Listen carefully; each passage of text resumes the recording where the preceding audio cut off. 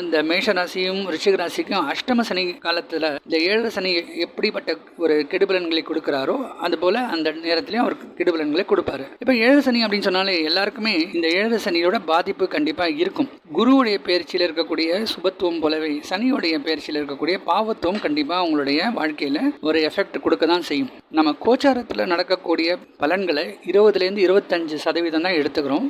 மற்றபடி 75லேருந்து 80% வரைக்கும் தன்னுடைய சுயஜாதகத்தில் நடக்கக்கூடிய தசா புத்தி அமைப்பில் தான் வேலை பண்ணும். ஒருவருக்கு நல்ல தசா புக்தி நடக்கும்போது இந்த கோச்சாரத்தில் நடக்கக்கூடிய பயிற்சிகளால் பெரிய பலன் ஏற்படாது அப்படின்னு சொன்னாலும், குரு அப்படின்னு சொல்றவர் சர்க்கரை போலவும் சனிங்கிறவர் உப்பை போலவும் நம்ம ஒரு உபமானம் படுத்திக்கலாம். இப்போ நம்ம சாப்பிடக்கூடிய சாப்பாட்டில் சர்க்கரையோடைய அளவு அதிகமாக இருந்தாலும் கம்மியாக இருந்தாலும் ருசிக்காது. அதே போல் சாப்பாட்டில் உப்போடைய அளவு கம்மியாக இருந்தாலும் அதிகமாக இருந்தாலும் நம்மளோட சாப்பாட்டில் இருக்கக்கூடிய டேஸ்ட் இருக்காது. ஸோ இது போல தான் சனியும்